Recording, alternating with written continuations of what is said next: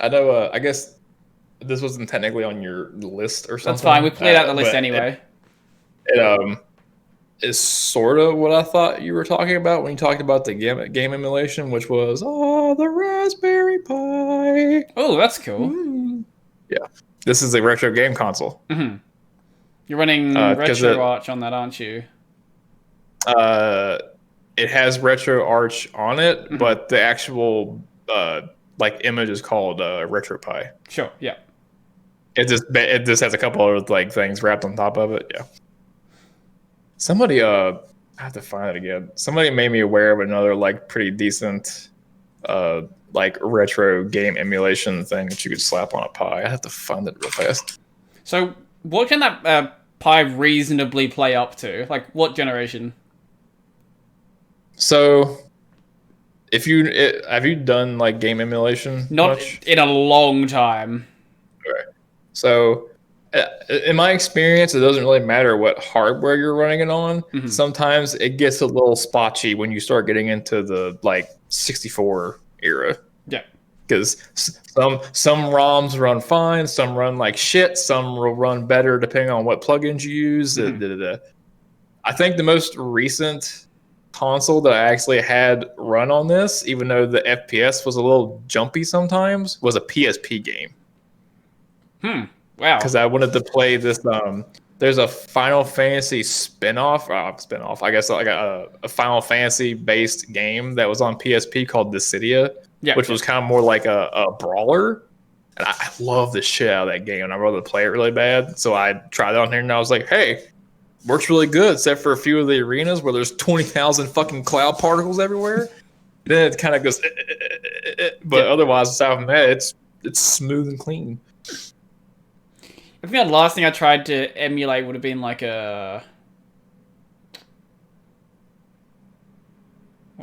probably like a DS game or something, like original DS. Oh yeah, well, I know any, even including the PSP, apparently any handheld game I've tried on this runs fine. Mm-hmm. Well, it probably runs even better on the newer Raspberry Pis that you can get with like fucking 4 gigs of RAM and stuff. Oh, you can get them with more than that now. Like, have you seen the newest one? Right? Yeah, there's an 8 gig model. Yeah, and it's really cheap. But I might end up getting one of those myself. That could be cool. Raspberry Pi. Let's bring it up on the screen. So, video view. Is this Raspberry Pi 4? Here it is. Yeah, you can get 8 gig RAM model. Jesus Christ. Yeah, the higher RAM models are more expensive. Obviously. But like the base model is like $35. Mm-hmm. Well, I think it's a little more expensive now because everything's fucking price jacked right now. It is $102 Australian for the 8 gig model. Ooh. That's not that. Oh wait, is that the 8? Sorry, no, $130. That was the 4 gig model. That was. Okay, yeah, that's not even that bad. The other, like retro console image that someone told me about is called Lakka, Lakka. Lakka. The DIY open source retro gaming. It looks decent. It kind of looks like a PS3. Yeah.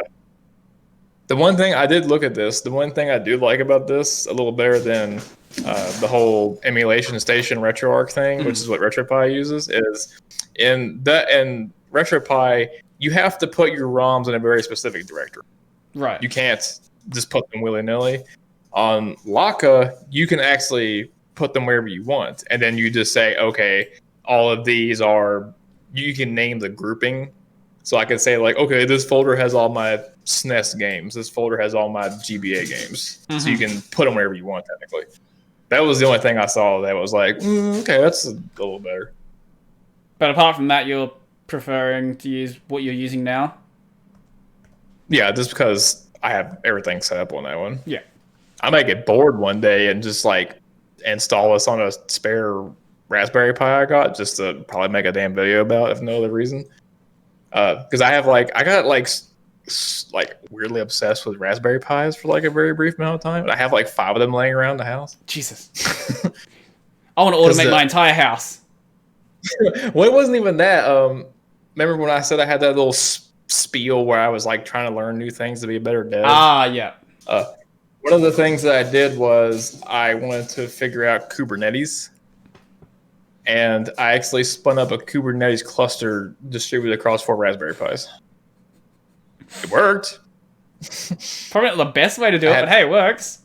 Yeah, it had a open source cloud function thing deployed on it called OpenFaaS. Yep. Just bringing up Kubernetes on the screen now. People can see it. And so I guess you did understand how it worked then. So, but it didn't really. Yeah. I've gone through that problem where I was like, hey, I want to learn all this stuff, but I know I'm not going to ever use it. It's like, I learned this language and this framework and this and this. Yeah, that's something I figured out after like the 3rd time was, okay, I'm not going to pick up shit and try to learn it just for the sake of learning it. Because the same thing happens every time. I may get like interested in it and stick with it for like, I don't know, a week. And then I'm like, oh, like I just ditch it. Like, because what's it going to do to me? Yeah. Like, I think I've probably learned more helpful things over the past like 2 months when I haven't had a job because I actually learned stuff in order to do things with like YouTube and shit. Yeah. Yeah. Well, my big problem is the reason I try to avoid jumping in random things is because I tend to get very addicted very quickly.